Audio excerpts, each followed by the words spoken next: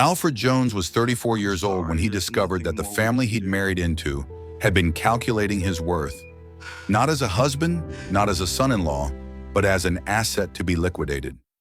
He stood frozen outside room 412 at St. Mary's Medical Center in downtown Chicago, his hand still reaching for the door handle, listening to his mother-in-law's voice drift through the crack in the doorway. "Flores, sweetheart, I know you think you love him, but let's be practical here," Patricia Whitmore said, her tone sharp despite the hospital gown she was wearing. "That man walked into our family with nothing. You gave him everything. Your name, your connections, your father's business opportunities. And what has he given you? A middle-class lifestyle when you deserve so much more." Alfred's blood ran cold. He'd come straight from his job as a senior electrical engineer at Morrison Technical Solutions, still wearing his work clothes, carrying the flowers he'd picked up from the hospital gift shop. Patricia had been admitted 2 days earlier with what the doctors suspected was a minor stroke. He'd rearranged his entire schedule to be here, to support his wife during this difficult time. And this was what they thought of him. "Mom, that's not fair." Flora's voice came next, but it was weak, uncertain. "Alfred works hard. He provides for us." "Provides?" Patricia let out a bitter laugh that echoed in the sterile hallway. "Darling, your father built Whitmore Enterprises from the ground up. That company is worth $47 million. Your trust fund alone could buy Alfred's entire neighborhood. And yet here you are, living in that modest 3-bedroom in Lincoln Park, driving a Honda, shopping at regular stores like some normal person?" Flores interrupted, but there was no real heat in her words. "Alfred makes $98,000 a year, Mom. That's a good salary." "It's pedestrian," Patricia snapped. "You were supposed to marry someone who could match what you brought to the table. Someone from our world. Do you know what Charlotte's husband does? He's a hedge fund manager. They just bought their second home in the Hamptons. And Melissa's fiancé, his family owns half the commercial real estate in Manhattan. What does Alfred have? A degree from a state school and a job that barely qualifies as professional class." Alfred felt his stomach twist into knots. He'd met Flores 7 years ago at a charity gala his company had sponsored, one of those corporate obligation events where Morrison Technical tried to schmooze with Chicago's elite. She'd been beautiful, intelligent, and refreshingly down-to-earth compared to the other wealthy attendees who'd looked through him like he was furniture. She'd laughed at his jokes, seemed genuinely interested in his work designing electrical systems for commercial buildings, and told him she was tired of the superficial men in her social circle who only cared about pedigree and portfolio size. He'd fallen hard and fast, believing he'd found someone who valued substance over status. "I love Alfred," Flores said. But Alfred noticed she didn't say it with conviction. She said it like someone trying to convince themselves of a fact they weren't quite sure about anymore. "Love doesn't pay for the lifestyle you deserve," Patricia continued, her voice taking on that lecturing tone Alfred had heard 1,000 times at family dinners. "And let's talk about children. You're 32 years old. When you have kids, do you really want them growing up in that neighborhood? Going to public schools? Having a father who has to check his budget before buying them things? Your children should have the same advantages you had. Private schools, summer camps in Europe, connections that will serve them their entire lives. Alfred is careful with money because he grew up without much," Flores defended him. But again, her voice lacked strength. It was the voice of someone going through the motions. "His parents were immigrants from Taiwan. They worked in a restaurant in Chinatown. He put himself through college working 2 jobs. Exactly my point," Patricia interrupted sharply. "He doesn't understand our world. He never will. And I've seen the way he looks at your father's business. Like he's calculating. Like he's waiting for his piece of it. Like he married you knowing exactly what you'd inherit someday." That was a lie. A complete, vicious lie. Alfred had never asked the Whitmores for anything. Not once in 6 years. He declined every offer of money, every suggestion that he join the family business in some manufactured position, every attempt to make him financially dependent on their wealth. When they'd offered to buy him and Flores a house as a wedding gift, he'd insisted on contributing his share of the down payment, $25,000 he'd saved over 5 years. When Richard Whitmore had suggested Alfred could do better than Morrison Technical and offered him a position at Whitmore Enterprises at nearly double his salary, Alfred had politely declined, saying he wanted to build his own career, prove himself on his own merits. Apparently, that independence had been interpreted as some kind of long con, some elaborate scheme to appear virtuous while secretly waiting to cash in. "What are you suggesting, Mom?" Flores asked, and Alfred's heart stopped beating for a moment. "I'm suggesting you think very carefully about your future," Patricia said slowly, deliberately. "You signed a prenuptial agreement, yes, but your father and I have been reviewing it with our attorneys. Spencer and Associates went through it last week. It's not as airtight as we thought when we had it drafted. There are provisions that could be problematic if you wait too long. The longer you're married, the more community property you accumulate, the more entangled everything becomes. And with your father's health situation, we need to think strategically about asset protection." Alfred's mind raced. The prenup. He remembered that conversation 6 years ago, 2 months before the wedding. The Whitmore family attorney, a stern man named Gerald Spencer, had presented him with a thick document in a leather portfolio explaining that it was standard procedure for families of significant wealth to protect generational assets. Alfred had barely glanced at it before signing, sitting in that mahogany-paneled office, while Flores squeezed his hand and assured him it was just a formality that her parents insisted, but it didn't mean anything, because they'd be together forever. He'd been so in love, so sure that money didn't matter, that he'd never want anything from Flores except her heart. He'd signed away any claim to her family money, her trust fund, her inheritance. All he'd cared about was marrying her and starting their life together. "You want me to divorce him?" Flores said flatly. "I want you to consider your options before it's too late," Patricia corrected, her voice softer now, more manipulative. "Before you have children with him, before more years pass and the courts start looking at things differently. Your father's health isn't what it used to be, sweetheart. The doctors are saying maybe 2 years, possibly less. When he passes, you'll inherit your portion of the company, roughly a third of everything. Do you really want Alfred to have any legal claim to that? Do you want to spend your inheritance fighting him in divorce court 5 or 10 years from now when things finally fall apart?" There was a long silence. Alfred stood in the hallway, his hands shaking, his heart pounding so hard he thought it might burst through his chest and fall onto the polished hospital floor. "Say no," he thought desperately. "Tell her she's wrong. Tell her I'm not like that. Defend us. Defend what we built." "I don't know, Mom," Flores finally whispered. "I just don't know anymore." Those 5 words shattered something inside Alfred that he didn't know could break. He'd heard doubt in his wife's voice. Not anger at her mother's suggestion, not outrage at the insinuation that he was some kind of gold digger waiting to strike, just uncertainty. Like she'd been thinking the same things but hadn't said them out loud until now. Like Patricia had simply vocalized thoughts Flores had been having privately for months, maybe years. If you enjoy stories of shocking family betrayals, cold-blooded manipulation, and the devastating moment when you realize the people you love see you as nothing more than a liability, like this video and subscribe to the channel now. There are brand new stories here every day, each one more intense than the last one you watched, and tell me where you're watching from. Alfred backed away from the door silently, his engineering mind automatically calculating his steps to avoid making noise on the linoleum floor. He made it to the elevator, then to his car in the parking garage, moving on autopilot like a robot whose programming had just been corrupted. He sat in his 2019 Honda Accord, the car Patricia had apparently found so embarrassingly modest, and stared at the steering wheel for what felt like hours but was probably only minutes. The flowers he'd bought sat on the passenger seat, already wilting in the stale car air. His phone buzzed. A text from Flores. "Where are you? I thought you were coming to visit Mom." He stared at the message for a long moment, his thumb hovering over the keyboard. Then he typed back, "Sorry, got held up at work. Emergency project. Power system failure at the Riverside development. I'll come by tomorrow." It was the first time he'd ever lied to her, the first deliberate untruth in 6 years of marriage. The words felt foreign, wrong, but also necessary.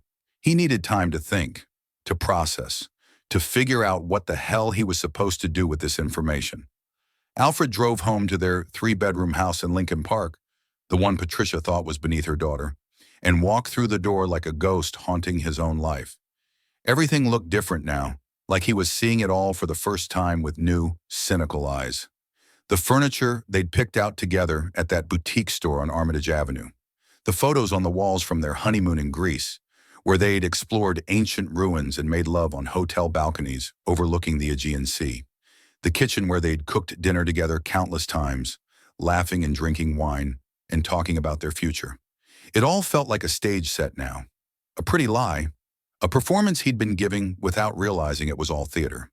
He thought about their relationship with new eyes, reviewing 6 years of marriage like an engineer examining a flawed design. How many times had Flores suggested he take a better position at her father's company, framing it as concern for his career advancement? How often had she seemed disappointed when he turned down her family's offers of financial help, saying things like, "Pride is expensive, Alfred," or "There's no shame in accepting support from family." How frequently had she compared their lifestyle to her friends' more lavish ones? The bigger homes, the European vacations, the luxury cars, the private club memberships. He thought she was just being practical, maybe a little spoiled by her upbringing, but ultimately accepting of their modest by her standards lifestyle. He'd never imagined she was keeping score, calculating whether he was worth the investment, measuring him against some invisible standard he'd never had a chance of meeting. Alfred opened his laptop and did something he'd never done before. He looked up the Whitmore family net worth, not because he wanted their money, but because he needed to understand the scope of what he was supposedly chasing, according to Patricia's narrative.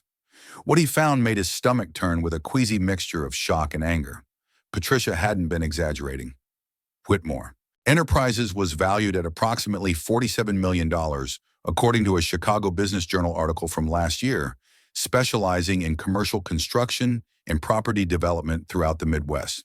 The company had built half the office parks in the Chicago suburbs, developed luxury condominiums in Milwaukee and Indianapolis, and held significant real estate holdings across 3 states.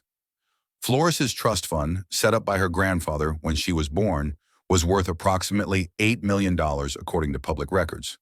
Her father, Richard Whitmore, age 62, had been diagnosed with stage 3 lung cancer 18 months ago. According to the most recent article Alfred could find, Richard was still working but had begun succession planning. The company would be divided among his 3 children when he died: Flores and her 2 older brothers, Christopher and Matthew. Flores stood to inherit roughly $15 million in company stock and assets, plus partial ownership that would give her ongoing revenue from Whitmore Enterprises operations.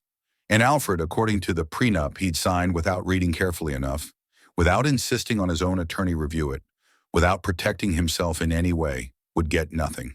Not even the modest 3-bedroom home they lived in, which had been purchased with money from Flores's trust fund as a wedding gift from her parents. His name wasn't on the deed. He'd contributed his $25,000 toward the down payment, but legally the house belonged entirely to Flores. His contribution had been classified as a gift in the paperwork. He sat back in his desk chair, processing this information with the systematic mind of an engineer, breaking down a complex problem. 6 years of marriage, 6 years of believing they were partners, building a life together, making decisions as a team, and the whole time he'd been living in her world, on her terms, in her house, without even realizing it. He'd thought he was being independent by keeping his job, by refusing handouts. But he'd never noticed that he'd already accepted the biggest handout of all, a place to live that he could never actually own. His phone rang, Flores's photo lighting up the screen, a picture from their wedding day where she looked radiant and happy and like she genuinely loved him. He let it go to voicemail.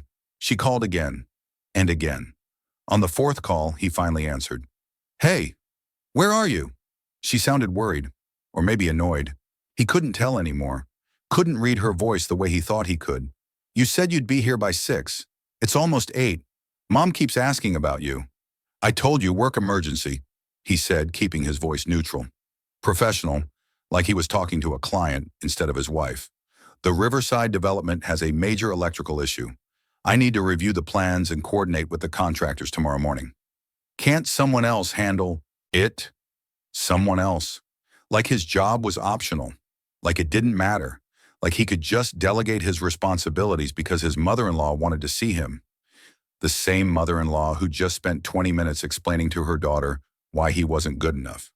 No, Flores, I'm the senior engineer on the project. This is my responsibility. Fine. Now she definitely sounded annoyed.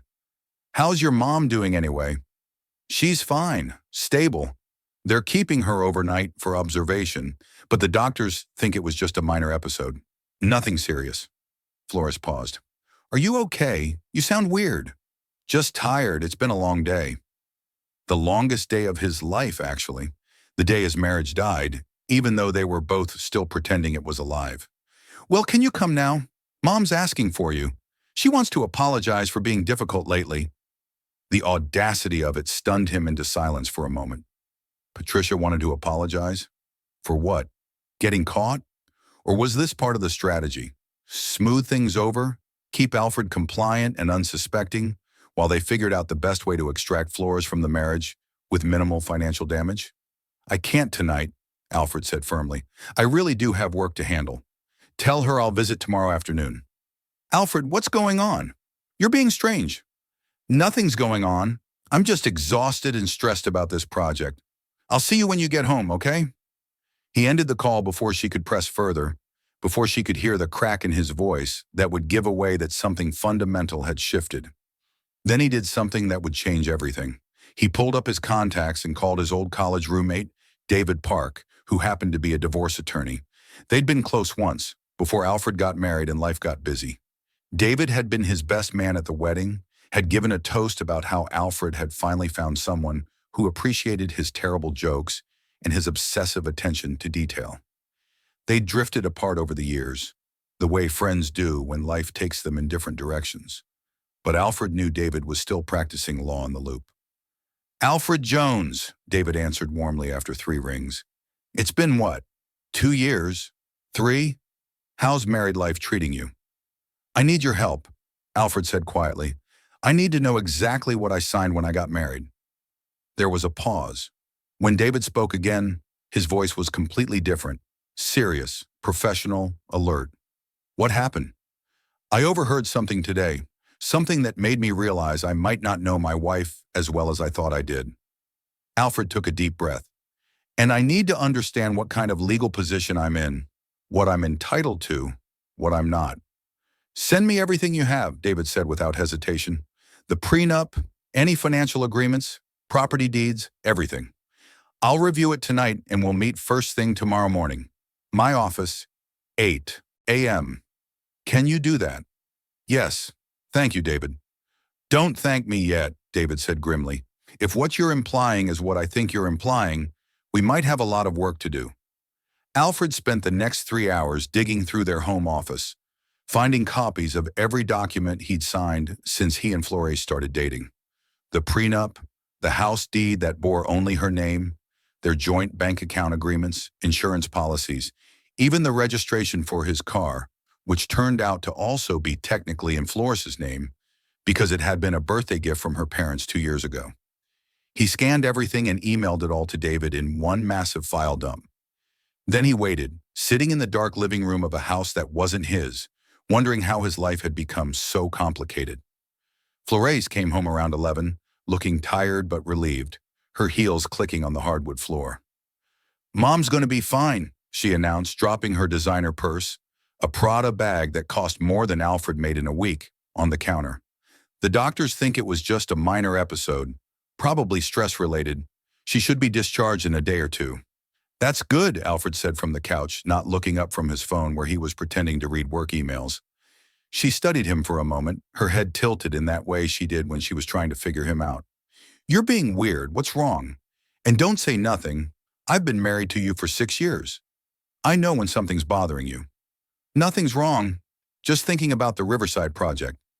On a Wednesday night at 11 p.m., she kicked off her heels and sat down beside him, close enough that he could smell her perfume. Chanel No. 5, her signature scent, another thing that cost more than seemed reasonable. Alfred, talk to me. What's really going on?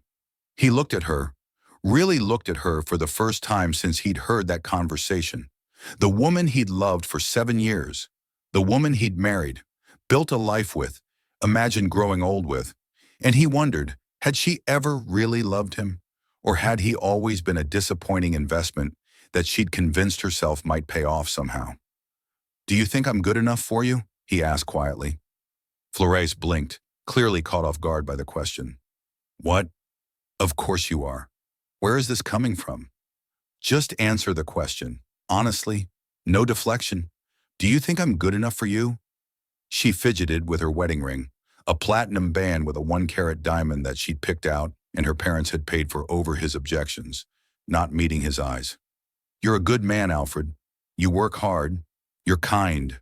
You're smart. You're—" "That's not what I asked." His voice was steady, calm. Inside, he was breaking into 1,000 pieces. "Do you think I'm good enough for you? For your family? For the life you were supposed to have? Yes or no?" "Alfred, that's not a yes or no question. Because I heard something today," he continued, his voice still eerily calm. "Something that made me wonder if I've been living in a fantasy for the past 6 years. Something that made me question everything I thought I knew about us, about what we are to each other." Her face went pale, the color draining so fast she looked almost sick. "What did you hear?" He could have confronted her right there. Could have told her he'd been standing outside her mother's hospital room, that he'd heard every single word of Patricia's calculated manipulation and Flore's weak, uncertain responses. But something stopped him. Some instinct for self-preservation that he didn't know he possessed. Some voice in his head that sounded like David saying, "Don't show your hand until you know what game you're playing." Instead, he said, "I heard myself, in my own head, asking questions I should have asked a long time ago. Questions about whether we're really equals in this marriage or if I've been kidding myself." Flores looked relieved, which told Alfred everything he needed to know. She'd been afraid he'd found out about the conversation, which meant there was something to find out, which meant she knew on some level that what her mother had said was wrong, but she'd participated anyway. "You're being paranoid," she said, standing up abruptly. "You're stressed about work and you're taking it out on us. I'm going to bed. We can talk about this when you're being rational." She walked upstairs, her footsteps heavy on the wooden stairs they'd had refinished last year with money from her trust fund, leaving Alfred alone with his thoughts and his phone, which buzzed a moment later with an email from David. "Alfred, I've reviewed your documents. This is worse than I thought. We need to talk ASAP. Call me first thing tomorrow. And Alfred, don't sign anything else. Don't agree to anything. Don't make any major decisions until we talk." Alfred read the message 3 times, his jaw clenching tighter with each pass. They had no idea what was coming. The Whitmores thought they were so smart, so strategic, moving their chess pieces around the board with practiced precision. They thought Alfred was just a simple engineer, too naive to understand their games, too in love to protect himself, too intimidated by their wealth and status to fight back. They were wrong. Over the next 2 weeks, Alfred Jones became someone he barely recognized. A man who planned 3 moves ahead, who documented everything, who smiled at his wife over breakfast while recording their conversations on his phone with a voice memo app. It felt like betrayal. It felt like survival. Mostly it felt like he'd woken up from a dream he hadn't known he was having, and reality was cold and sharp and unforgiving. David had laid out a strategy that was both simple and devastating during their 8 a.m. meeting the morning after Alfred had overheard the hospital room conversation. They'd met in David's office in the Loop, a modest space that felt honest compared to the Whitmore family attorney's mahogany-paneled intimidation chamber. "Don't let them know you know," David had advised, spreading Alfred's documents across his desk like evidence at a crime scene. "Right now they think you're clueless, that you're just the nice, naive engineer who loves their daughter and doesn't understand how wealth works. That's your advantage. Let them make their move first, let them show their full strategy, and when they do, we'll be ready to counter every single play." So Alfred played his part with an engineer's precision. He visited Patricia in the hospital the next day, bringing more flowers, pink roses this time, because Flores had mentioned once that her mother preferred them to the white ones he'd brought before. He sat by her bedside making small talk, while she pretended to be grateful for his concern, while she smiled that practiced smile that never quite reached her calculating eyes.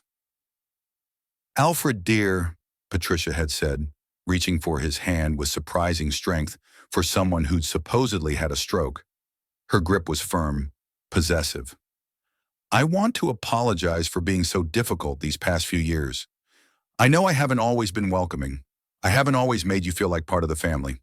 "It's okay," Alfred had replied, squeezing her hand gently while his phone recorded everything from his jacket pocket, the voice memo app running silently. "Family dynamics can be complicated. I understand." "They certainly can." She'd smiled, but it didn't reach her eyes, didn't touch the hardness there. "Flores is my only daughter, you understand. After 2 boys, she was my precious girl. I just want what's best for her, what she deserves." "So do I," he'd said, meaning it despite everything. "Of course you do. You're a good man, Alfred." Patricia had patted his hand in a gesture that might have seemed maternal to anyone who wasn't paying close attention. "That's why I'm sure you'll understand when certain changes need to be made for her benefit, for her future." The phrase hung in the air between them, loaded with meaning, heavy with implication. Alfred had just nodded, playing the role of the oblivious husband perfectly, letting her think he was too simple to catch the subtext. That evening, David had listened to the recording and whistled low, a sound of professional appreciation mixed with disgust. She's setting the stage, establishing a narrative that any decisions being made are for Flores's own good, not motivated by greed or prejudice. Classic manipulation. She's building a story where she's the protective mother and you're the unfortunate obstacle to her daughter's happiness. "So what's my next move?" Alfred had asked. "We wait, and we gather evidence. Everything she says, every conversation, every suggestion, document it all. If this goes to court, we need to show a pattern of manipulation and bad faith." The evidence came faster than Alfred expected. 3 days. After Patricia was discharged from the hospital, Flores announced that her mother wanted them to come to dinner at the family estate in Lake Forest. The invitation had come via text during Alfred's lunch break. "Mom wants to have us over for dinner Saturday. Family thing, 7 p.m. Dress nice." "Just a small gathering," Flores had elaborated when he'd asked about it that evening. "Mom wants to apologize properly for being weird at the hospital, and Dad wants to see you. He's been asking about you, wondering why you haven't visited." Alfred had visited Richard Whitmore 3 times in the past 6 months, but apparently that wasn't enough. Or maybe Richard was asking for a different reason. Saturday arrived with typical Chicago October weather: cold, gray, threatening rain. Alfred wore his one good suit, the charcoal one he'd bought for their wedding, and wore to client presentations. Flores wore a designer dress that probably cost more than his suit, her hair and makeup perfect, looking every inch the Whitmore daughter she'd been raised to be. The drive to Lake Forest took 45 minutes in light traffic. The Whitmore estate sat on 3 acres of prime lakefront property, a sprawling brick mansion that had been featured in Chicago Magazine's Most Beautiful Homes issue 2 years ago. Alfred had never felt comfortable there, in that house where every piece of furniture cost more than his annual salary, where the art on the walls was museum quality, where even the guest bathroom had marble imported from Italy. Richard Whitmore's illness had progressed significantly since Alfred had last seen him 6 months ago at an awkward Easter dinner. The man who'd built a commercial empire from a single construction crew looked frail now, his skin gray and papery, his hands shaking slightly as he shook Alfred's hand in the grand foyer. "Alfred," Richard said, his voice raspy from the cancer and the treatments that were losing their effectiveness. "Good to see you, son." The word son felt like a lie now, but Alfred smiled warmly, channeling every ounce of acting ability he possessed. "You too, Richard. How are you feeling?" "Like death warmed over," Richard joked weakly, the humor not quite masking the truth. "But the doctors say I've got a few good months left in me yet. Maybe see another Christmas if I'm lucky."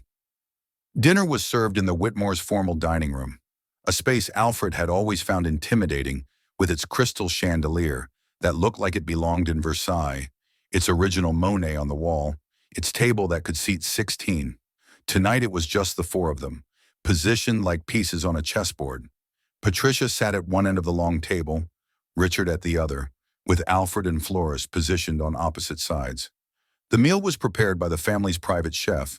Patricia's sister joined them for dinner, making small talk about Flores' work at the Westbrook Gallery, where she curated contemporary art exhibitions.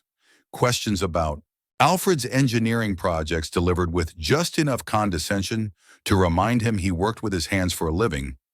Discussion of Patricia's recovery and how wonderful the doctors at St. Mary's had been.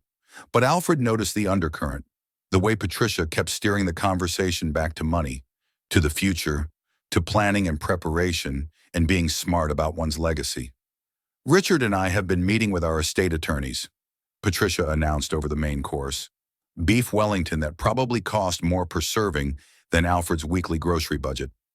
Getting everything in order. You understand, with his health situation, we need to be prepared. We need to make sure everything is protected. Of course, Alfred said, cutting his beef with precision, keeping his expression neutral. That's very responsible. It's important to have everything documented properly. We've been reviewing everything, Patricia continued, her voice taking on that lecturing tone she used when she wanted to sound authoritative. The company's succession plans, the trusts, the property holdings, the offshore accounts, making sure everyone's interests are protected, making sure the right people benefit from everything Richard has built. Everyone meaning the family, Richard added, his voice carrying a weight that hadn't been there before, like he was reading from a script Patricia had written. The Whitmore family, the blood relatives who understand what this legacy means. Alfred looked up from his plate, meeting Richard's gaze across the elaborate floral centerpiece. There was something there, an apology maybe, or a warning, or perhaps just acknowledgement of what was happening. Richard had never been unkind to Alfred personally, but he'd also never stood up to Patricia when she made her little digs about Alfred's background, his state school education, his working-class family, his general unsuitability for their daughter. Of course, Alfred repeated calmly. Family comes first. That's what I was raised to believe too. That's what we've always believed, Patricia said, setting down her fork with deliberate precision. Which is why we wanted to talk to you both tonight. About the future, about what's best for everyone involved, about opportunities. Make sure you're subscribed to this channel if you have not, because the ending of this story will blow your mind. And drop a comment below telling me what you think Alfred should do next. Flores shifted uncomfortably in her seat, her fork scraping against her plate in a way that made Alfred's teeth ache. He noticed she hadn't touched much of her food, had barely taken 3 bites of the expensive beef. We've been thinking, Patricia continued, her voice taking on that reasonable, rational tone that Alfred now recognized as deeply dangerous, that perhaps it would be beneficial for Flores to take a more active role in Whitmore Enterprises. With Richard's health declining, we need family members who can step up. Real family members who understand the legacy we're building, people who have Whitmore blood in their veins. The implication was clear. Alfred wasn't real family, would never be real family, no matter how long he was married to Flores. Flores always been interested in the business, Alfred said carefully, playing his role. She used to talk about it when we first started dating. I think that's a great idea for her to be more involved. The thing is, Richard said, and now his voice was apologetic, regretful, like he was about to deliver bad news he wished he didn't have to share. The position we're considering for her would require significant time commitment, possibly relocation. The company's main operations are expanding to Austin, Texas. We're opening a new development division there. Luxury condos, mixed-use properties, a whole new market for us. Alfred felt the trap closing, the walls moving in. Austin? Wonderful city, Patricia said brightly, her enthusiasm practiced and polished. Great opportunities, incredible growth market, and the position would come with a substantial compensation package. Vice President of Development, $250,000 a year to start, plus equity in the new division, plus bonuses tied to project completions. She could easily make $350,000 in her first year. Flores was staring at her plate, her face carefully neutral, her fingers gripping her fork too tightly.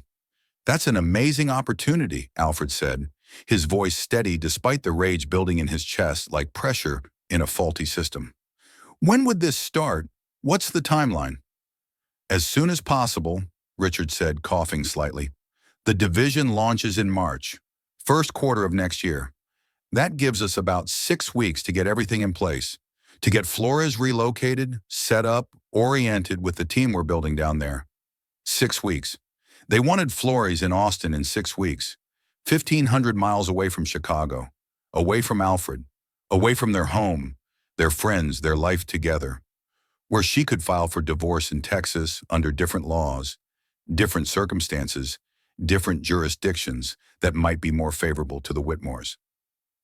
And Alfred, Patricia said, her smile sharp as broken glass, we certainly understand that this would be difficult for you. Your career is here in Chicago, Morrison Technical, right? Your job, your colleagues, your projects. We wouldn't expect you to uproot your entire life and career. That wouldn't be fair to you. There it was, the play laid out on the table as clearly as the fine china and crystal glasses.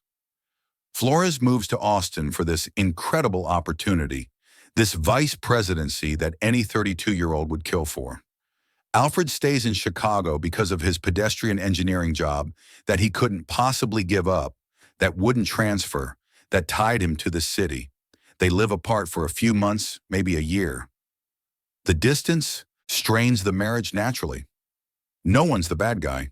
It's just circumstances, just career opportunities, just life pulling them in different directions. Eventually, Flores files for divorce in Texas, where the prenup might be viewed more favorably to the Whitmores, where Alfred would have no support system, no local attorney who knew the family's tricks, no resources to fight back effectively. It was brilliant, utterly brilliant. And it would have worked perfectly if Alfred hadn't been standing outside that hospital room 2 weeks ago, if he hadn't heard Patricia's calculations and Flores's doubts. Well, Alfred said slowly, deliberately, choosing each word with care, I appreciate you thinking of Flores's career. This is obviously a huge opportunity for her, something she needs to consider carefully, something we need to discuss as a couple. Of course, Patricia agreed smoothly. Take all the time you need. But Richard and I do need an answer by the end of next week, Friday at the latest. The position can't wait indefinitely. We have other candidates we're considering if Flores isn't interested. The implied threat was clear. Take it or lose it. Decide quickly before you have time to think too carefully, before you can consult with anyone who might point out how suspicious this all is. They finished dinner with dessert, some elaborate French pastry that Alfred couldn't pronounce, and coffee served in cups so delicate he was afraid he'd break them. The conversation shifted to safer topics: Flores' brothers and their families, Patricia's charity work, plans for Thanksgiving. All of it felt like glass in Alfred's mouth, sharp and cutting and likely to draw blood. When he and Flores finally left, driving home in silence through the dark Chicago streets, Alfred felt his wife's anxiety radiating like heat from a furnace. You're angry, Flores said finally when they were halfway home, stopped at a red light on Lakeshore Drive. I'm processing. It's a good opportunity. It's a great opportunity, Alfred agreed, his eyes on the road, his hands steady on the wheel. Vice president at 32, $250,000 salary, equity in a new division. Most people would kill for that kind of position. But Austin is 1,500 miles away, Flores. 1,500 miles. And somehow, I don't think that's a coincidence. I don't think this is just about your career.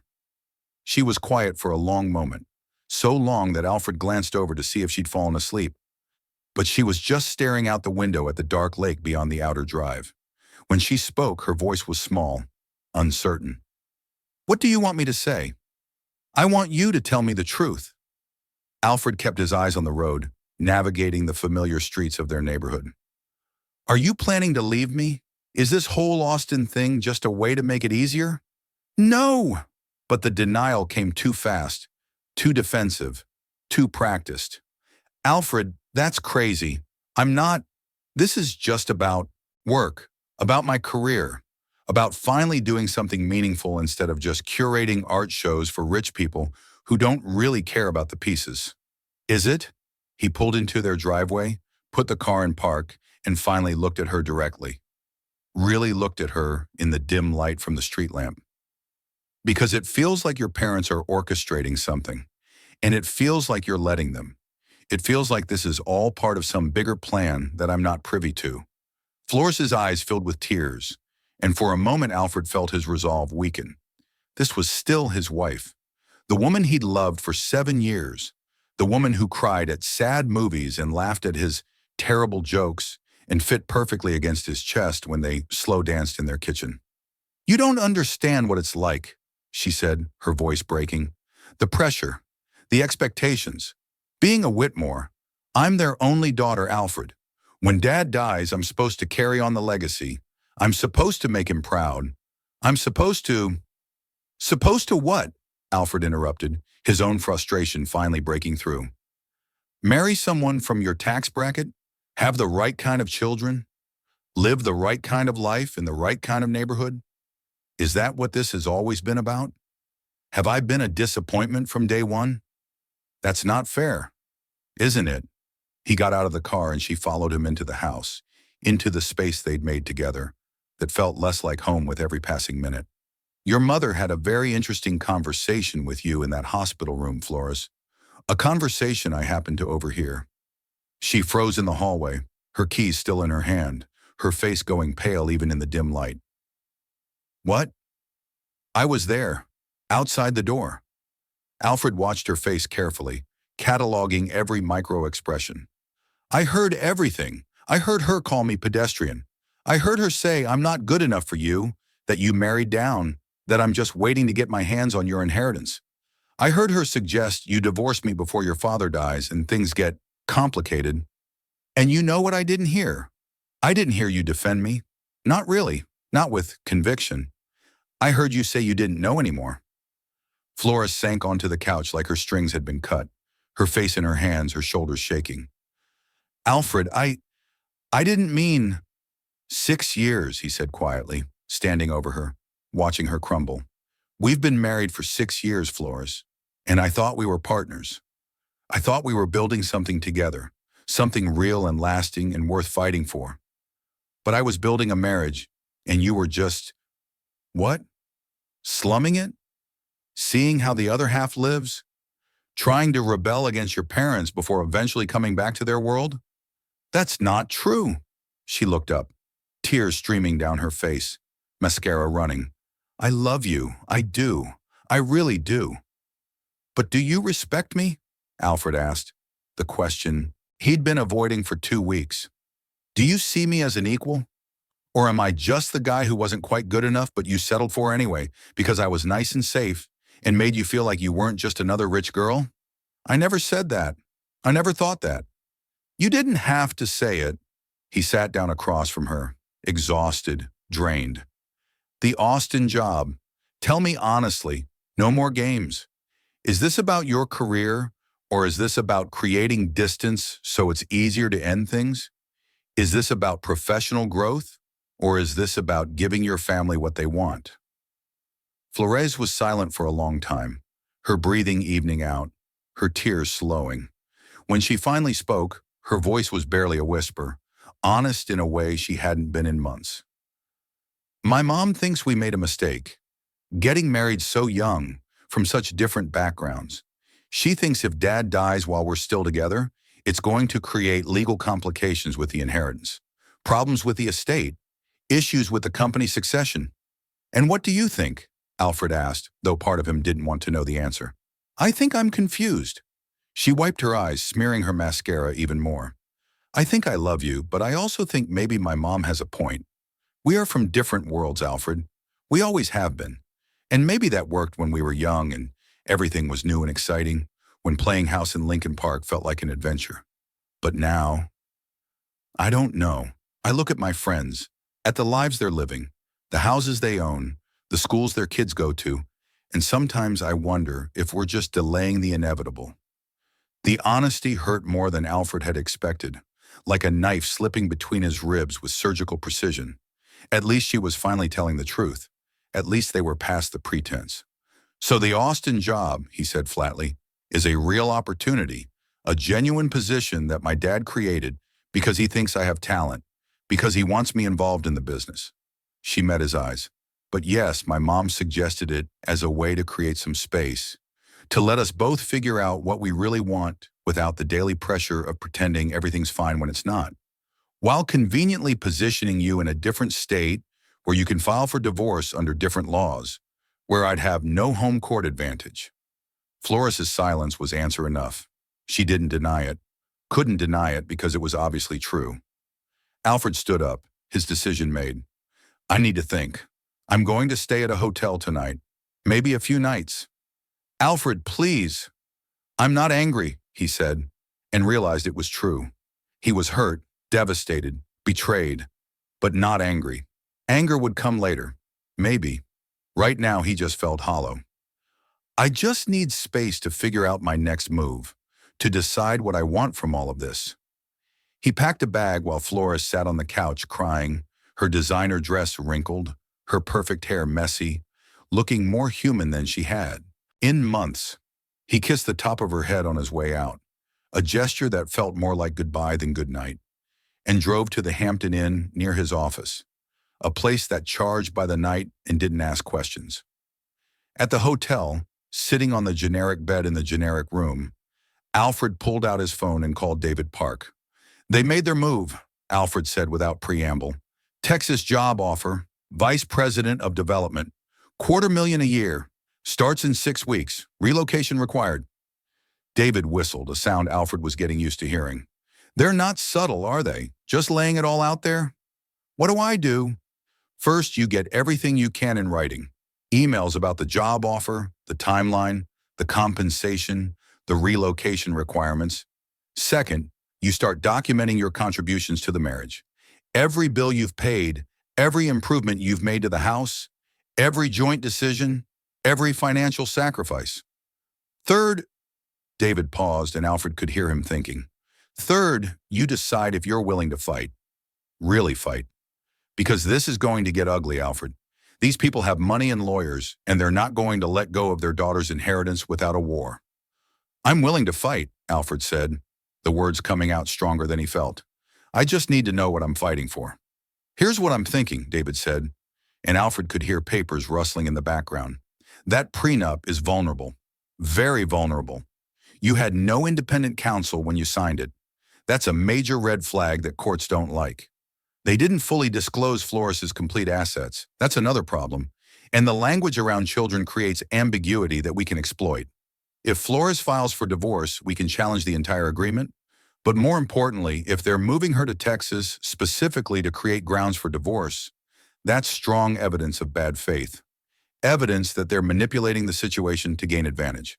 Can we use that? In court? Absolutely. But Alfred, court is ugly, expensive, public, very public. Your name will be in legal documents. Reporters might pick up the story. Wealthy family divorcing engineer. It's got tabloid appeal. Are you prepared for that? Can you afford it? Alfred thought about his savings account, about $60,000 accumulated over years of being careful with money. He thought about the past 2 weeks, about lies and manipulations and feeling like a fool in his own marriage. He thought about 6 years of building a life with someone who'd apparently been keeping one foot out the door the whole time. I'm prepared, he said firmly, and I'll find a way to afford it. Over the next 3 days, Alfred became meticulous in a way that would have impressed his engineering professors.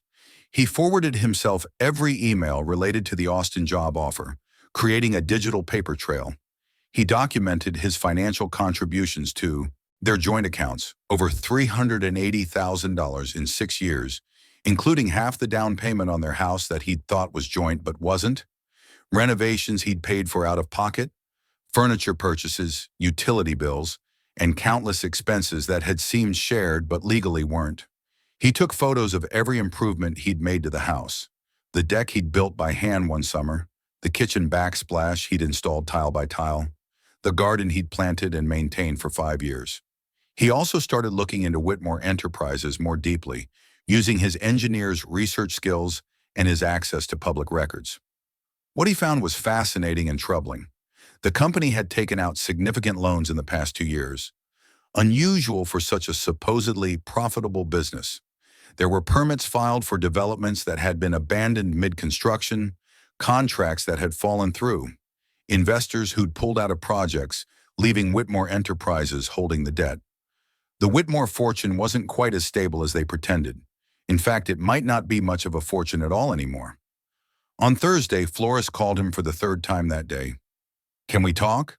Please? Face to face?"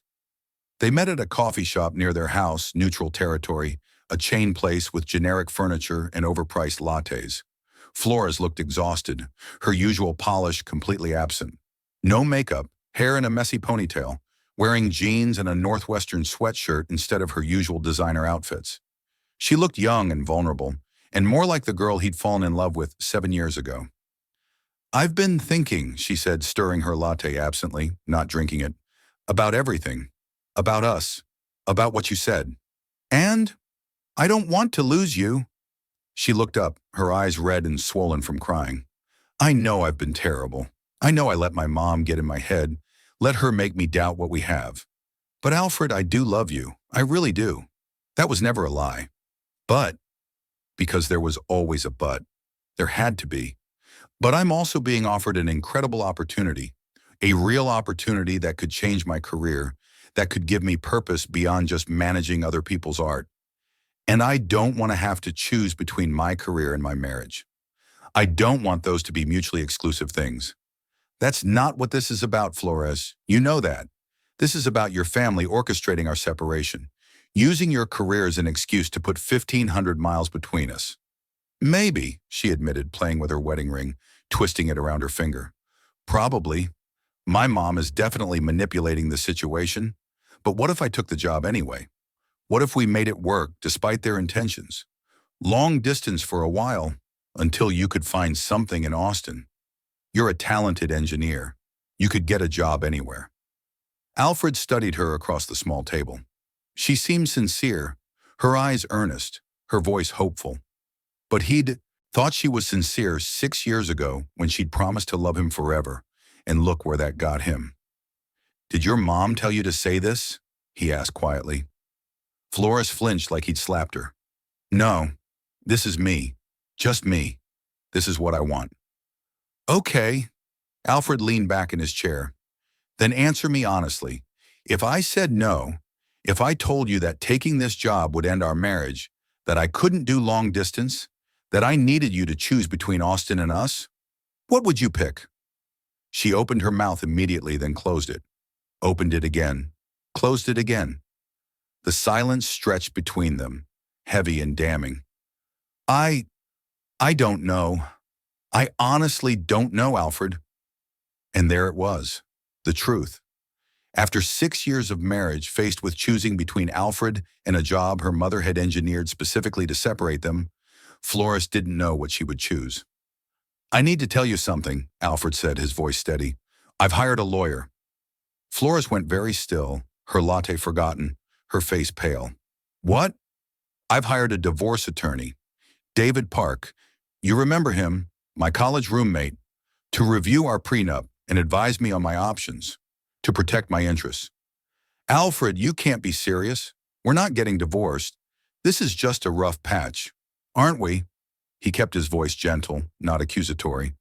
"Flores, your family has made it very clear that I'm not welcome in their world, that I'm not good enough, that I never was, that I never will be.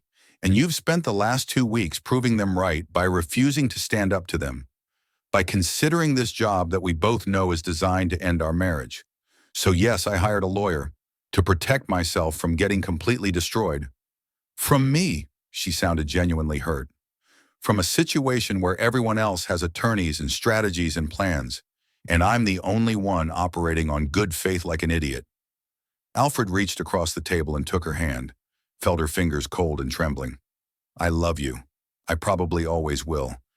But I'm not going to be the fool who gets crushed because he was too in love to see what was happening. I'm not going to walk away from 6 years of marriage with nothing while your family congratulates themselves on protecting their precious assets." Flores pulled her hand back like his touch burned. "So what happens now?" "Now you decide what you want," Alfred said, standing up, leaving his own coffee untouched. "The Austin job or this marriage. Your mother's approval and your father's legacy, or building a real life with me based on honesty and equality. You can't have both, Flores. Not anymore. Those days are over." "That's not fair. That's not a fair choice." Life isn't fair, Alfred said, echoing words his father had told him 1,000 times growing up. But I'm done pretending I don't see what's happening. You have until Monday to decide. That's 3 days. Take the job, and I'll file for divorce immediately. Turn it down and we go. To counseling and work on this marriage for real. But no more games. No more manipulation. No more letting your mother pull the strings like you're her puppet. He left her sitting there at the coffee shop table, knowing he'd just forced the biggest decision of their marriage. But they'd been heading toward this moment since the day he'd stood outside that hospital room. Maybe since the day they'd gotten married, two people from different worlds who'd convinced themselves love could bridge every gap. His phone rang as he drove back to the hotel. David. Alfred, get to my office right now, David said, his voice urgent and excited in a way Alfred had never heard before. I found something. Something big. Something that changes everything. David Park's office was unusually crowded when Alfred arrived 20 minutes later, his heart pounding with a mixture of dread and anticipation. Besides David, there were two other people Alfred didn't recognize. A middle-aged woman in a sharp business suit who looked like she ate corporate corruption for breakfast, and a younger man with wire-rimmed glasses who was already typing furiously on a laptop, his fingers flying across the keyboard like he was composing a symphony. Alfred, this is Jennifer Walsh, forensic accountant. David introduced them quickly, gesturing to the woman who stood to shake Alfred's hand with a grip that could crack walnuts. And this is Tom Jones, no relation to you, financial investigator specializing in corporate fraud. Sit down. Trust me, you're going to want to sit down for this. Alfred sat in one of David's client chairs, his palms sweating despite the air conditioning. What did you find? Jennifer opened a folder so thick it looked like it could be used as a weapon, spreading several pages across the conference table with the precision of someone laying out evidence at trial. Numbers, charts, bank statements, documents with Whitmore Enterprises letterhead. Your father-in-law's company, Whitmore Enterprises, Jennifer began, her voice crisp and professional. We started digging after you mentioned they seemed unusually concerned about protecting assets. What we found is, well, it's not good for them. Actually, it's catastrophic. She spread several pages across the conference table like she was dealing cards in the world's most expensive poker game. Numbers, charts, financial statements that made Alfred's engineering-trained eyes swim. Whitmore Enterprises has been hemorrhaging money for the past 3 years, Jennifer continued, pointing to a chart that showed a dramatic downward trajectory. Richard Whitmore made some aggressive expansion decisions right before his cancer diagnosis.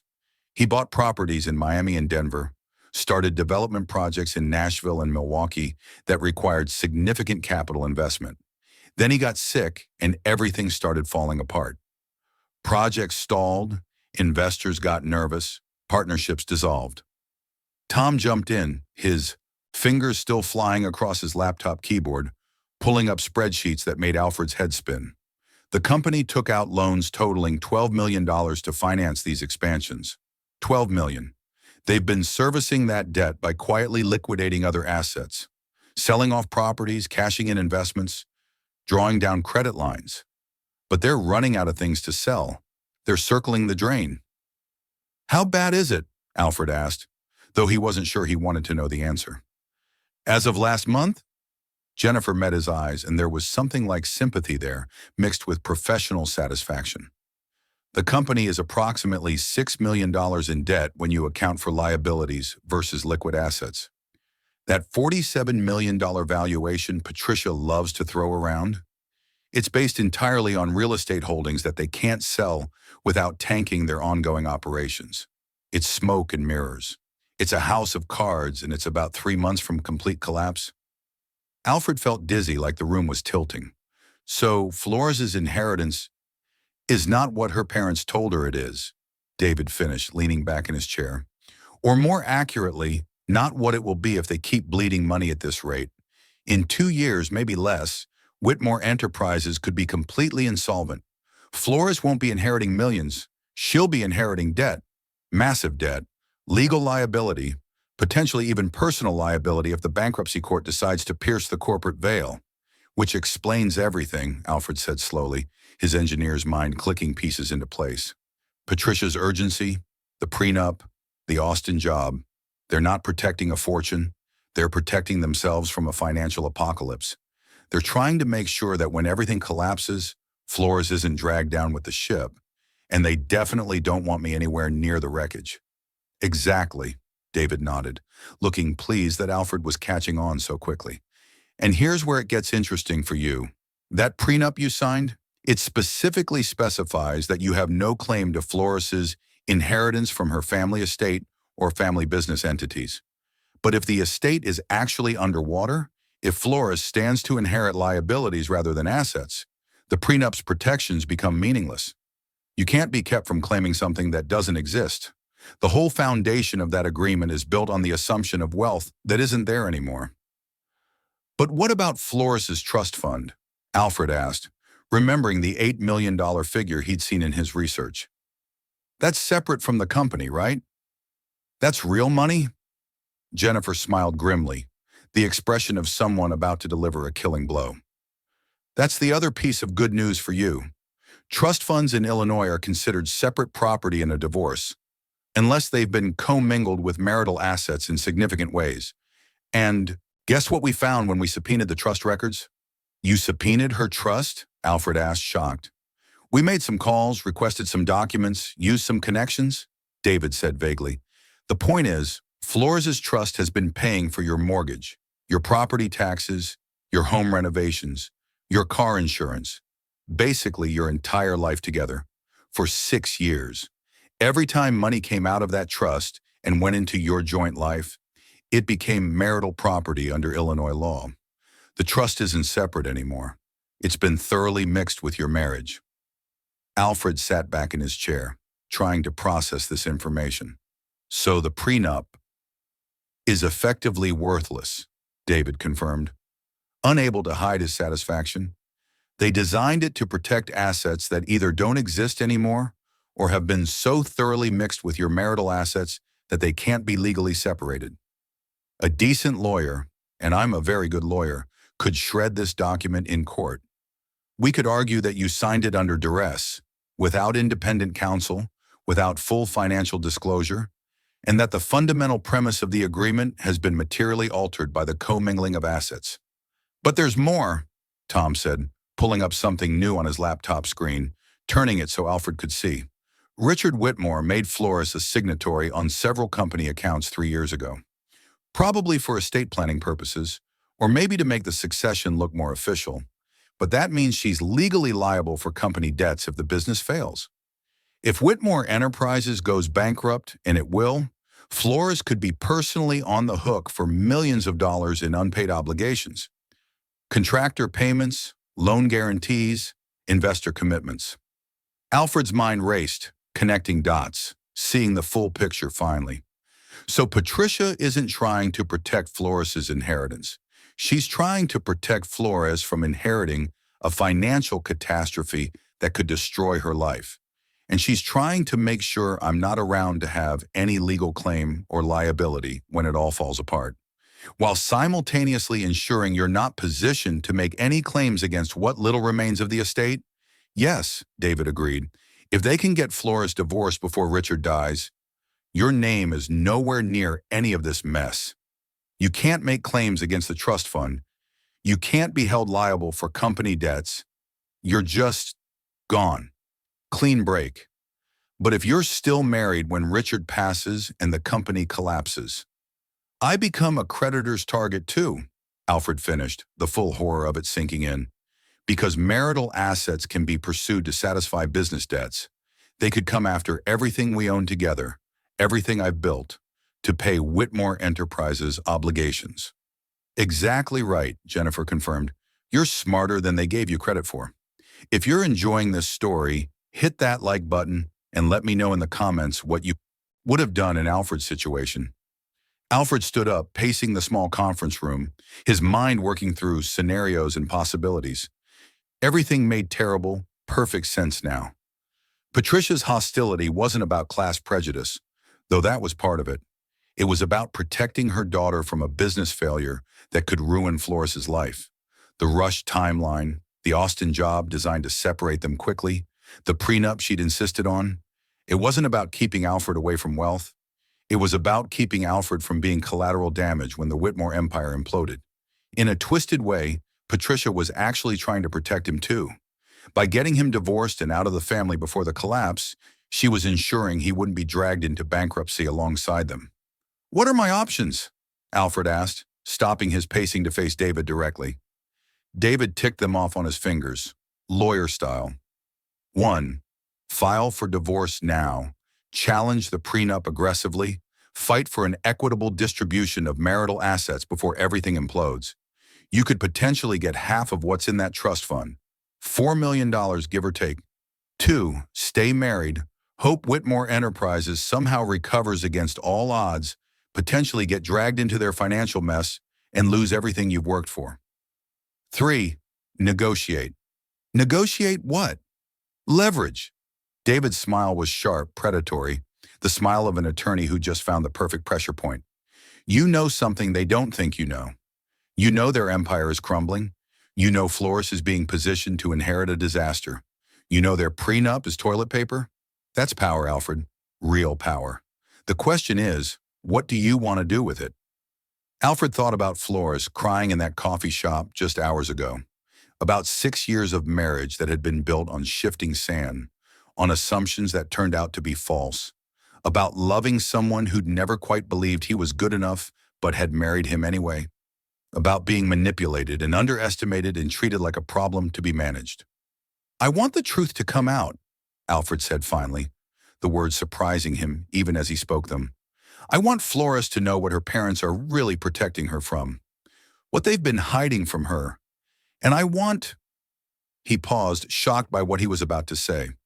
"I want her to have a choice, a real choice, based on actual information, not lies and manipulation." David raised an eyebrow, clearly surprised. "You want to help her? After everything they've done to you? After they've spent 6 years treating you like you're not good enough to breathe their air? I want to give her what her parents never did. Respect. Trust. The complete truth, even when it's ugly." Alfred sat back down, his decision crystallizing. "Can we do that? Can we show her everything without it being some kind of legal violation?" "We can," David said slowly, thoughtfully. "But Alfred, you understand that if you help Flores see what's really happening, she might use that information to protect herself in ways that don't include you. She might cut ties completely. She might take our research and hire her own attorneys and leave you with nothing. You might end up being the guy who handed his wife the tools to destroy him. Is that a risk you're willing to take?" "I'd rather have nothing honestly than something built on lies," Alfred said, and meant it with every fiber of his being. Over the next 48 hours, David's team compiled a comprehensive report that looked like something the SEC would produce. Financial analysis of Whitmore Enterprises' deteriorating position, projections showing the company's likely bankruptcy within 18 months, documentation of Flores' legal liability as a company signatory. Alfred added his own evidence, recordings of Patricia's hospital room conversation, emails about the Austin job with their suspicious timing, proof of Flores' trust fund being thoroughly commingled with marital assets. Everything organized in a professional binder, everything documented, everything undeniable. On Sunday evening, one day before Flores' supposed deadline to accept or decline the Austin position, Alfred called his wife. "Can you come to David Park's office tomorrow morning?" he asked without preamble. 10 a.m. There's something you need to see, something important." "Alfred, I don't think meeting with lawyers is going to help us work things out. It's not about divorce," he interrupted.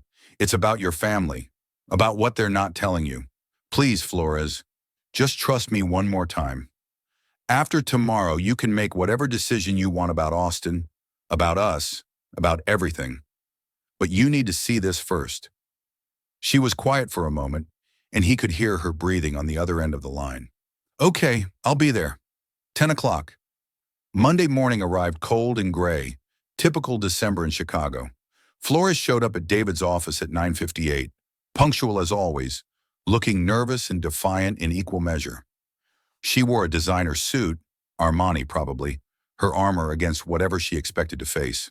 Her expression shifted from defensive to confused when she saw not just Alfred and David, but Jennifer and Tom as well, all of them waiting for her, like this was some kind of intervention. "What is this?" she asked, stopping in the doorway. "Alfred, what's going on?"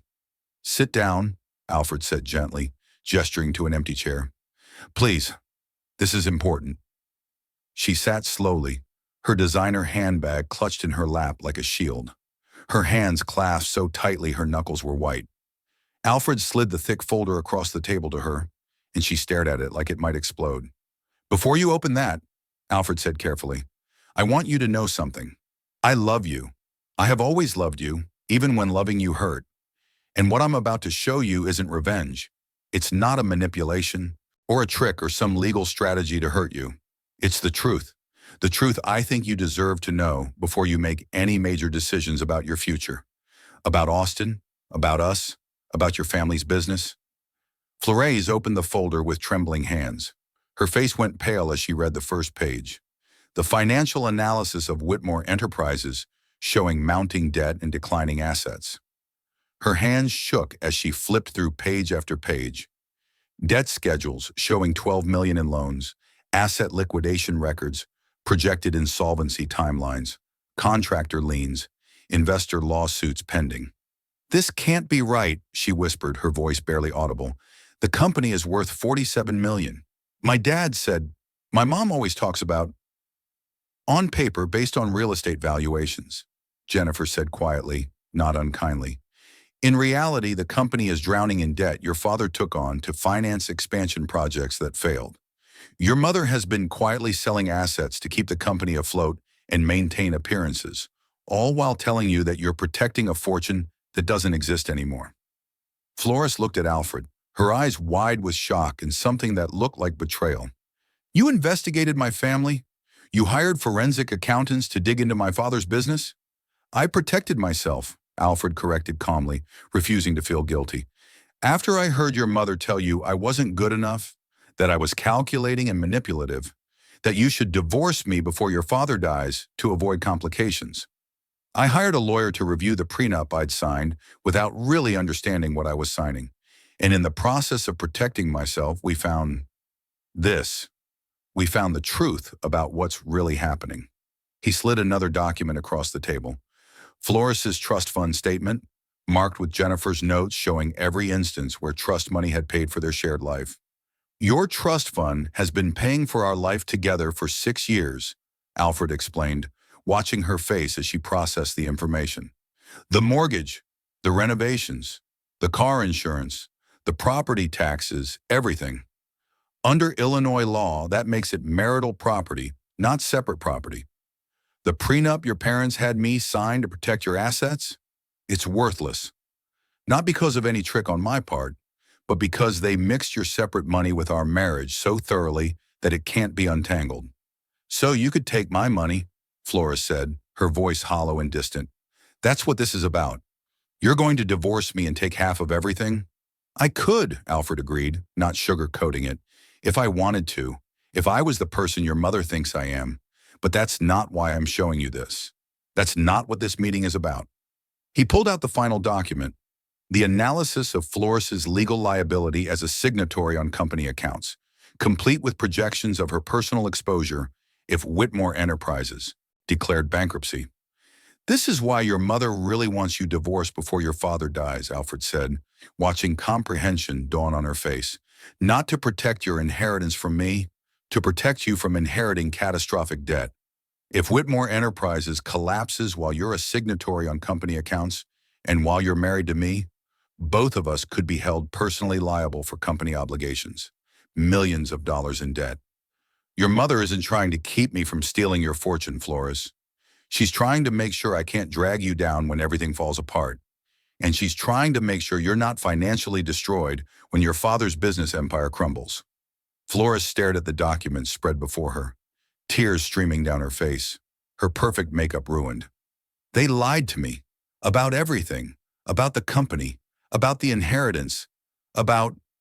Why didn't they just tell me the truth?" "They were trying to protect you," Alfred said, and was surprised to find himself actually defending her parents despite everything they'd done to him. "In their own dysfunctional, controlling way. They just didn't respect you enough to give you the truth. They treated you like a child who needed to be managed instead of an adult who could make her own informed decisions. And you did? She looked up at him, her face a mess of confusion and pain, and something that might have been gratitude or might have been anger. He honestly couldn't tell. You're giving me the truth? I'm giving it to you now because you deserve to make decisions based on reality, not manipulation. The Austin job? It's probably a legitimate opportunity. Your father does think you're talented, but you should take it because you want it, because it's right for your career, not because your mother is orchestrating our divorce and using your job as the excuse. What do you want, Alfred? Flores asked, her voice breaking completely. From all of this? From me? What's your angle? Alfred had thought about this question for 2 weeks straight, lying awake in hotel rooms, sitting in David's office, driving around Chicago at night unable to sleep. He'd imagined confronting Flores with evidence, demanding his fair share, fighting in court, proving that the poor immigrant's son was smarter than the wealthy family had ever given him credit for. But sitting across from his wife now, seeing her world crumble as she realized everything she believed was built on lies, he found he wanted something simpler and infinitely more complicated. I want you to have agency, he said simply. Real agency. To make your own choices about your life without your parents pulling strings or me manipulating you or anyone treating you like you can't handle reality. If you want the Austin job, take it. If you want to help save your family's company, even knowing how bad things are, do it. If you want to divorce me because you genuinely think we're not right for each other, I'll respect that and we'll work out a fair settlement. But don't do any of it because your mother made you feel like you have to. Don't do it because of money that doesn't exist or inheritance that's actually debt or some image of what your life is supposed to look like. And what about you? What do you get out of giving me this information? My self-respect, Alfred said, the answer coming easily. The knowledge that I was honest when everyone else was playing games. That I treated you like an equal capable of making informed decisions, even when your own family wouldn't. And maybe, if we're very lucky, and we both want it, a chance to rebuild our marriage on an actual foundation of truth instead of the illusion we've been living in. Flores was quiet for a long time, staring at the documents spread before her like pieces of a puzzle that finally made sense. Financial statements showing her family's decline, trust fund records showing years of commingling, legal analyses showing her personal liability, the complete, unvarnished truth. Finally, she looked up at David with an expression Alfred had never seen before. Pure determination mixed with barely controlled rage. Is all of this admissible in court? If I wanted to challenge my parents' control of the company? If I wanted to protect myself legally? David nodded seriously. It's public record mostly. Tax filings, loan documents, corporate records. Anyone could find it if they knew where to look and had the resources to compile it properly. But they've been hiding it from me, lying to me about the company's health while making me legally liable for its debts without my informed consent. Flores's voice was getting stronger, more focused.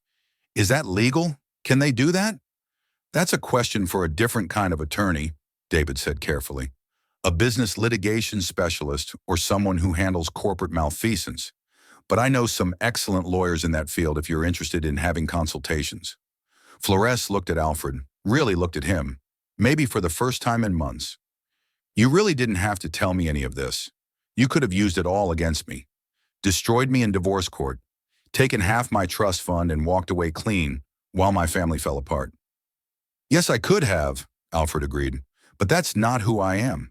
And more importantly, that's not who I want to be. I'd rather be honest and broke than wealthy and a liar. I've been awful to you, Flores whispered, tears flowing freely now. I let them make me doubt you, doubt us, doubt everything we built together. I'm so sorry, Alfred. I'm so incredibly sorry. I know you are. She reached across the table and took both his hands in hers, holding tight like she was afraid he might disappear. The Austin job, I'm going to turn it down. Flores, you don't have to. Not because of you, she interrupted firmly. Not because of them. Not because I'm scared or trying to save our marriage or anything like that. I'm turning it down because I'm done letting other people make my decisions. I'm going to talk to my father. Really talk to him about the company, about the debt, about all of it. I'm going to hire my own attorney to remove me as a signatory from those accounts and protect myself legally from the bankruptcy. And then I'm going to decide what I actually want to do with my life, on my own terms, for the first time ever. Alfred felt something shift in his chest, something that had been tight and painful for weeks finally loosening. This was the woman he'd married, strong, independent, capable of making hard decisions. She'd been buried under her parents' expectations and manipulations for so long that he'd almost forgotten she existed. But she was still there. "What about us?" he asked quietly, afraid of the answer, but needing to know. "I don't know yet," Flora said honestly, and somehow that honesty was better than false promises. "I need time to process all of this, to figure out who I am without my parents' voices in my head, without their money and their expectations and their lies, to understand what I really want from life, from marriage, from everything. Is that okay? Can you give me that time?" "It's okay," Alfred said, meaning it. "Take whatever time you need. I'm not going anywhere." They left David's office together but drove separately, both needing space to think. Alfred went back to his hotel room and sat on the bed, feeling strange and unmoored. He'd played his hand, shown Floris everything, given her the power to either destroy him or work with him. And now all he could do was wait. 3 days later, Floris called him. "Can you come to the house? Our house? I want to talk." Alfred found her in their kitchen, surrounded by documents, printouts of the financial analysis, legal pads covered with notes, highlighted sections, and circled numbers. She'd clearly been working through everything methodically, asking questions, making plans. "I confronted my father," she said without preamble, looking up from the papers. "Yesterday, showed him everything you gave me. Do you know what he said?" "What?" "Thank God someone finally told you the truth." Floris laughed, but it was bitter, painful. He didn't even try to deny it, just said my mother had insisted on keeping me in the dark to protect me. Like I'm a child who can't handle reality. Like I'm too stupid or fragile to know that the family business is falling apart. "What did your mother say?" "I haven't talked to her yet. I'm not ready to face her without saying things I might regret." Flores poured them both coffee, the familiar domestic gesture making Alfred's heart ache. "But I talked to a business attorney, a good one, not the family lawyer who's been covering for them, about removing myself as a signatory from the company accounts, about protecting myself legally from the debt and the bankruptcy that's coming. That's smart. That's the right move. Alfred, there's something else." She sat down across from him at their kitchen table, the table where they'd eaten 1,000 meals together. "The prenup. I want to void it. I want to tear it up and never look at it again." "Floris, you don't have to." "Yes, I do," she interrupted firmly. "Not because I think we're getting divorced. Not because I feel guilty, though I do. Because it was signed under false pretenses. Because you deserved independent legal counsel and didn't get it. Because my parents lied about our financial situation when they had you sign it. Because it's fundamentally unfair and it represents everything wrong with how my family treated you from day one." She pushed a document across the table, and Alfred saw it was a new agreement, professionally drafted and thick with legal language. "I had an attorney draft this. It's a post-nuptial agreement that actually treats you fairly. Community property, shared assets, equitable division if we ever did split up. Real partnership based on equality, not my family's money and control. Real spousal support provisions that recognize your contributions to our marriage." Alfred stared at the document, emotion tight in his throat, making it hard to breathe. "Floris, you don't have to sign it now," she continued quickly. "You should have your lawyer look at it. Make sure it's really fair. Negotiate terms if you want. But I wanted you to know that I'm serious about changing things, about being the partner you deserved from the beginning, about building something real instead of the illusion we've been living in." "Why?" Alfred asked, his voice rough. "Why now? Why this?" "Because you showed me the truth when you could have used it as a weapon," Flores said simply, meeting his eyes. "Because you gave me agency when you could have taken control and destroyed me. Because you're a better person than anyone in my family ever gave you credit for, including me, and I hate that. And because I realized something important, I don't want my mother's life. I don't want to be someone who manipulates and controls and lies to the people I love to protect money that doesn't even exist. I want to be someone who tells the truth, even when it's hard, especially when it's hard. Alfred reached across the table and took her hands, felt them warm and solid and real. I want us to work, I really do. But we need help. Real counseling with someone who specializes in couples dealing with family dysfunction and financial issues. We need to rebuild trust that's been broken on both sides. I know, Flores agreed, squeezing his hands. I've already found a therapist. Dr. Sarah Morrison, she specializes in exactly what we need. First appointment is next week, Thursday at 6. If you'll come with me. I'll come, Alfred promised. They sat in their kitchen holding hands across the table like they used to when they first got married. And for the first time in weeks, maybe years, Alfred felt like they were actually seeing each other clearly. Not the fantasy version where love conquered all. Not the manipulated version where her family pulled the strings. But the real, flawed, complicated truth of who they were and what they'd built together and what they might still become. It wasn't the ending Alfred had imagined when he started this journey. There was no courtroom victory, no devastating revenge, no public humiliation of his wealthy in-laws who'd treated him like dirt. But there was something better: honesty, choice, two people deciding to rebuild on solid ground instead of beautiful lies. 4 months passed. 4 months of therapy sessions where they learned to communicate honestly instead of avoiding conflict. 4 months of Flores establishing boundaries with her parents, standing up to Patricia's attempts to control her life. 4 months of Alfred learning to trust again, slowly, carefully.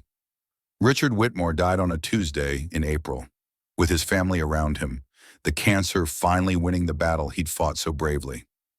The funeral was small, tasteful, and tense. Patricia barely spoke to Alfred or Flores, her face a mask of controlled grief and barely suppressed rage at how thoroughly her carefully laid plans had unraveled. Whitmore Enterprises declared bankruptcy 4 months after Richard's death, exactly as Jennifer's projections had predicted. The company was liquidated, assets sold to pay creditors, employees laid off. The Whitmore name that had meant something in Chicago business circles for 40 years reduced to a cautionary tale. Patricia had to sell most of her property holdings. The Lake Forest estate went to pay debts, the vacation home in Aspen, the condo in Miami. But the house Richard had left specifically to Flores in his will, the one property legally protected from company creditors, that remained. It wasn't the grand estate Patricia had lorded over, but it was substantial, paid off, and entirely Flores's. Flores grieved for her father intensely, but felt strangely liberated by the loss of the company and the fortune that had defined her family for so long. She took a position at a different gallery, the Morrison Contemporary, one she'd earned on her own merits through her work and her reputation, not her family name. The salary was $60,000 a year, a fraction of what she could have made in Austin, but it was hers. She'd earned it herself. Alfred kept his engineering job at Morrison Technical, kept contributing his $98,000 to their household, kept building the career he'd always wanted. And slowly, in therapy sessions and long conversations and small acts of daily honesty, he and Flores rebuilt something stronger than what they'd started with. The 1967 Mustang that Richard had left to Alfred sat in their garage. They'd moved to the house Flores inherited, sold the Lincoln Park place that had never really been Alfred's anyway. The Mustang was cherry red, a classic, worth about $40,000, according to collectors.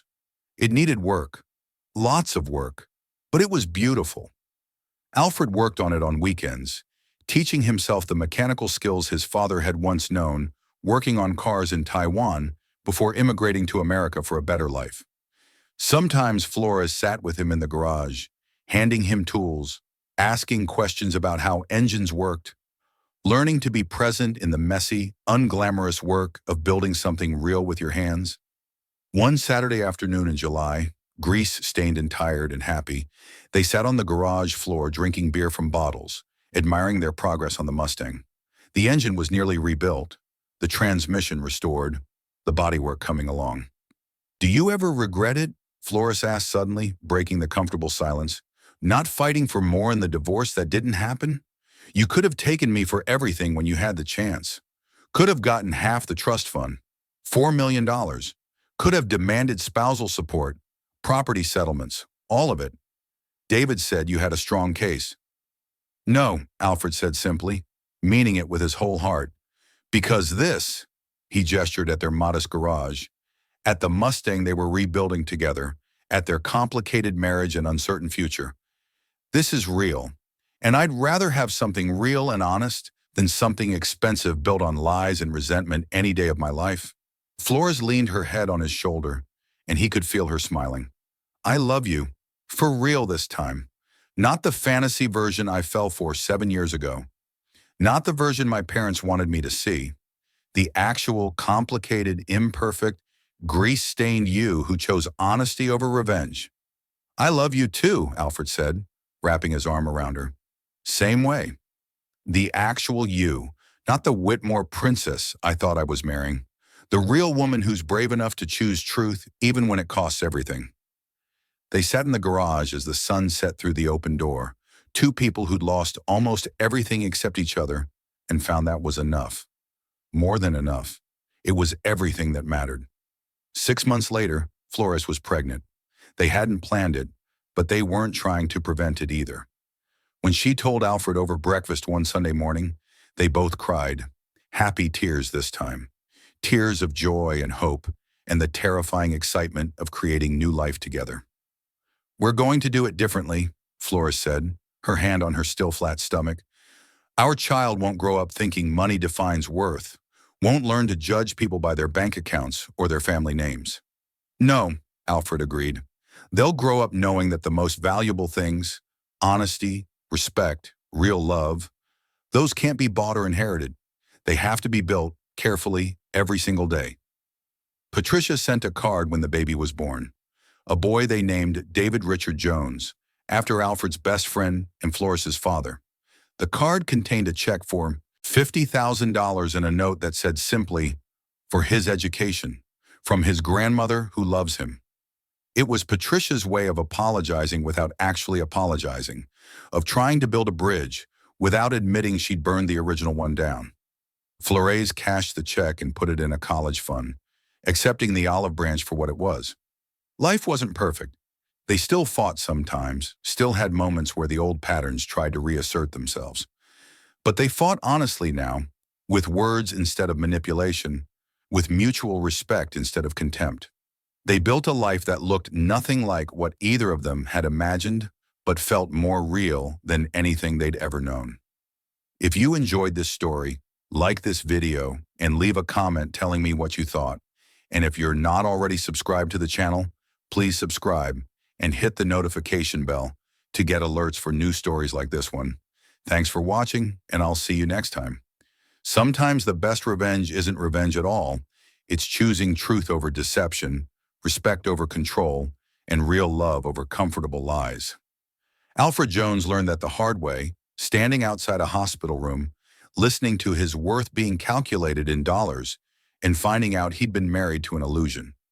But in losing the fantasy of what his marriage was supposed to be, he gained something far more valuable.